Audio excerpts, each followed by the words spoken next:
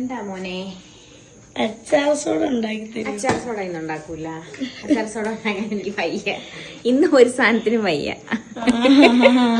അയ്യേ, വായിക്കാത്തോട്ട് കൊണ്ടുവരാതെ.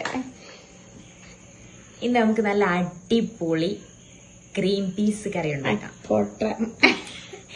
ഞാൻ green peas കറി ഉണ്ടാക്കാൻ പോകുന്നപ്പോ പെട്ടെന്ന് അവരെ റെസിപ്പിയും കൂടെ ഒന്ന് എടുത്തേക്കാം.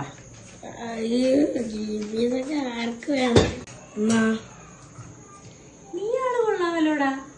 ഗ്രീൻ പീസ് കറി വെക്കുന്ന റെസിപ്പി എടുക്കാന്ന് പറഞ്ഞിട്ട് നീ ആ വഴിക്ക് പോയിക്കളഞ്ഞാ. എടാ, ഞാനിപ്പോ മിക്സ് ചെയ്തു.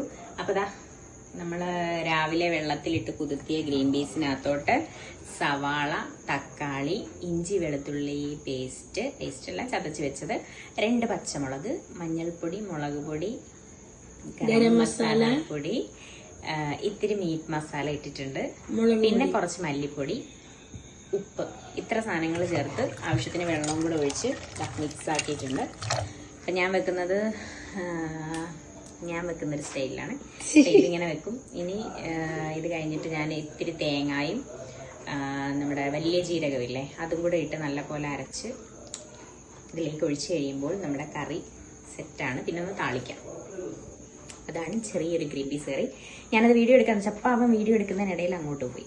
അയാൻ എന്തുവാ എപ്പോഴും അയാൻ ഇഷ്ടമുള്ള ഫുഡ് തന്നെ വേണം എന്ന് പറഞ്ഞാൽ നടക്കുവോ? അപ്പവും ഗ്രീൻ പീസ് കറി എന്താ കുഴപ്പം? നിങ്ങളൊന്ന് പറയുമോ? അപ്പവും ഗ്രീൻ പീസ് കറിക്ക് എന്താ കുഴപ്പം? അപ്പത്തിന് ഭയങ്കര ചോവയാണ്.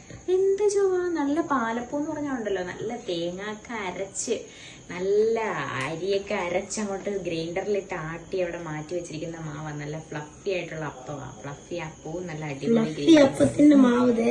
എന്താണ് മാവെല്ലാം അങ്ങനെ തന്നെ ഇരിക്കുന്നു. ഇതിന് കലക്കി വരുമ്പോഴേ കറക്റ്റ് ആയിട്ട് വരുള്ളൂ. ആ അപ്പത്തിനെയാണ് നീ കുറ്റം പറയുന്നത്.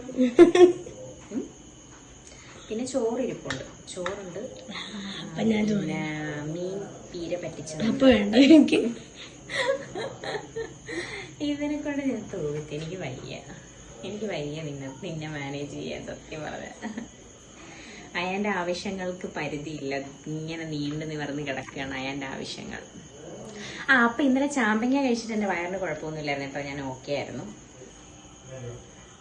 അപ്പൊ ഇനി വരുന്ന നോമ്പുകളൊക്കെ നല്ല നല്ല നോമ്പുകളാണ്. അപ്പൊ അതൊന്നും വിടാതെ അയാനോടാണ് പറയുന്നത് കേട്ടോ. അയാൻ എല്ലാ നോമ്പും പിടിച്ചോണം. അയാന് ചെറിയൊരു മടിയുണ്ട്, ചൂടൊക്കെ ആയതുകൊണ്ട്. അപ്പം എല്ലാം പിടിക്കുക.